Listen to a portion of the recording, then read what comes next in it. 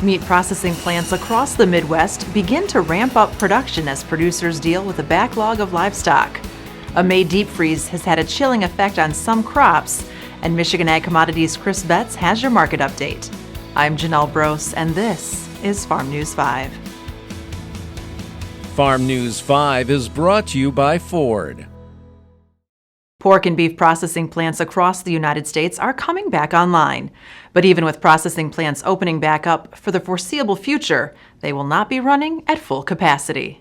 It was announced that there were 14 processing plants across the United States that had come back online. Now, keep in mind, even though they're back online, they are not coming back online at 100%. Most of them are at 40 or 50% at best when they ramp back up.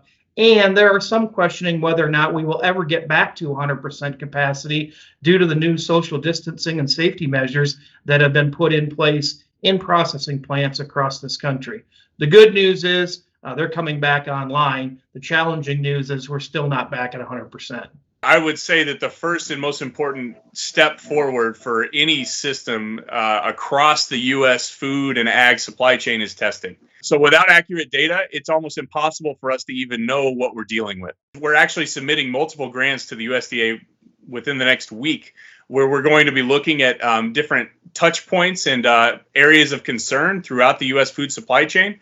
But what we're finding is that the data limitations alone are making this next to impossible to really trace accurately. So testing is an important piece of this, and regulations are also going to be an important second step toward allowing for more flexibility in the U.S. food supply chain. It's not just large-scale operations feeling the pinch of the backed-up supply chain. It's reached smaller processors and producers too, like Zeeland, Michigan's Shamrock Meats, which hasn't been able to keep up with the spike in demand from consumers looking for some peace of mind and a freezer full of meat. We have been on an exponential growth curve in the last 2 months, and it's been kind of shocking. Being a fairly new business, we haven't really ever seen anything like this before. When I'm having to plan out my processing like 6 months in advance just to keep meat in my freezers right now. When this all started, I had people buying 25, 30 pounds of ground beef at a go, and I'm like, what? I can't keep up with something like that. We're not that big. So it's been crazy. We've had a lot of new business, and for that I'm thankful. I just don't know how sustainable that is. While the supply chain backlog is presenting challenges at every stage of the process, Malone says it's also presenting some opportunities. If you talk to almost any producer in the country right now, they're looking at the margins between what the consumer is paying versus what they're getting on farm. And they're immediately going to think this might be an entrepreneurial opportunity for them.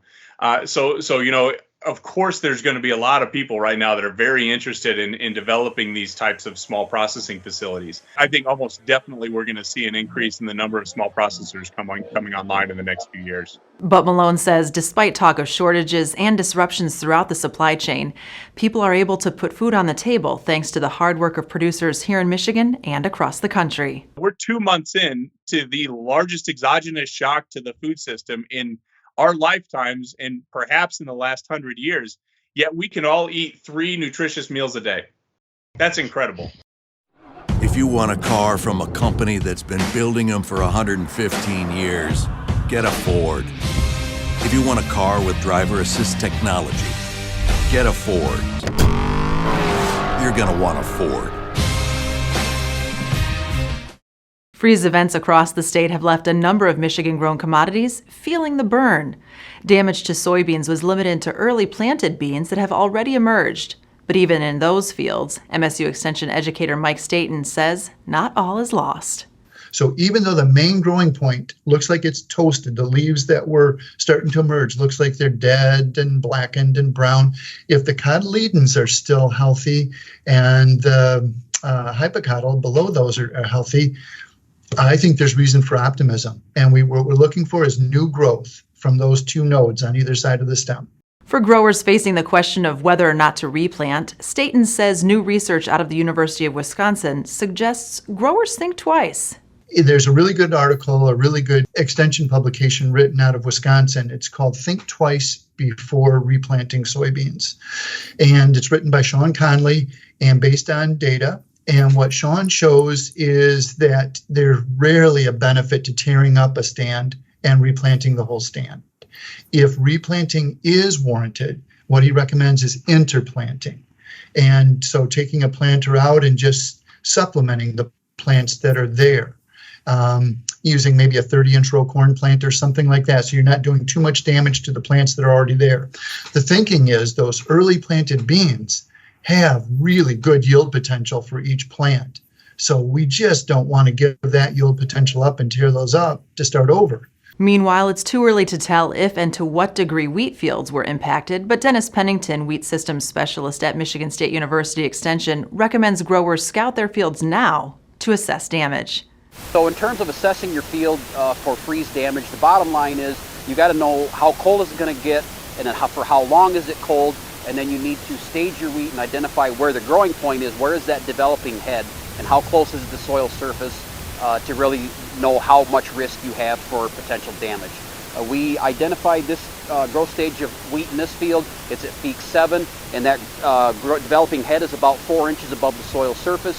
So if we have killing frost down to about 4 inches of height, we could potentially have some damage out here, and wheat in this particular field is at risk of having some frost injuries. So we'll have to come back in about 5 to 7 days to really identify what the kind of damage we had. Meanwhile, in apples, the extent of damage is still being determined. So it's really too early to give any kind of an idea on the extent of damage, because we need to have some warmer temperatures in order to really assess what's good and what's viable. I would say that with all of the growers that we've spoken with, there's still a very viable apple crop in the state. So in Southwest Michigan, again, because the temperatures were so cold, that we probably will see significant damage not only to apples, but to cherries and peaches as well. For tart cherry growers, the cold snap has added insult to injury to a commodity already facing low commodity prices and a failed lawsuit against Turkey. The kicker is even at 100% crop, growers in tart cherries are struggling to pay bills. So the $1 million question is if you have say you got 30% of a crop, what percentage is going to get abandoned? Because if you can't afford to grow 100% of a crop, how in God's green earth are you going to be able to operate a third of the income? And some guys, I talked to a couple growers, and they're already trying to evaluate whether it's worth them to keep spraying the current crop or just keep leaves on the trees and call it a day. You know what I mean? What happens when a road accident results in a hazardous waste spill? Contact Attorney Dirk Beckwith at 248-539-9918 to learn the next steps.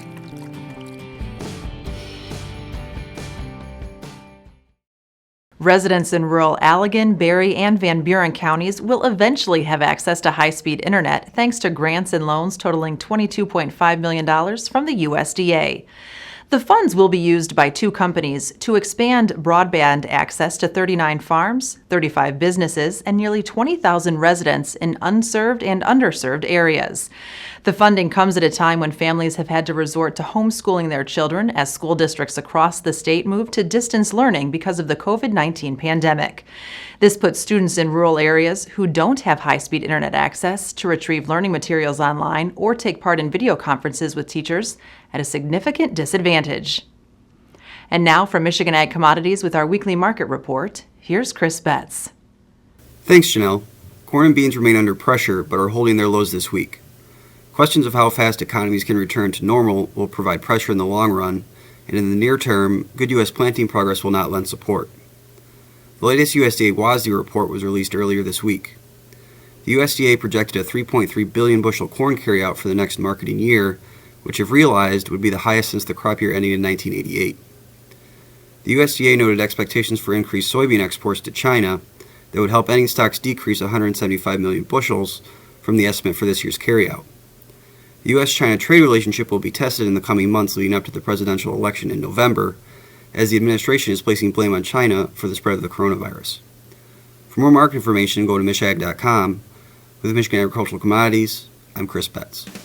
For more news and video, visit MichiganFarmNews.com or the Michigan Farm Bureau channel on YouTube. With Farm News 5, I'm Janelle Brose. Have a great week of farming.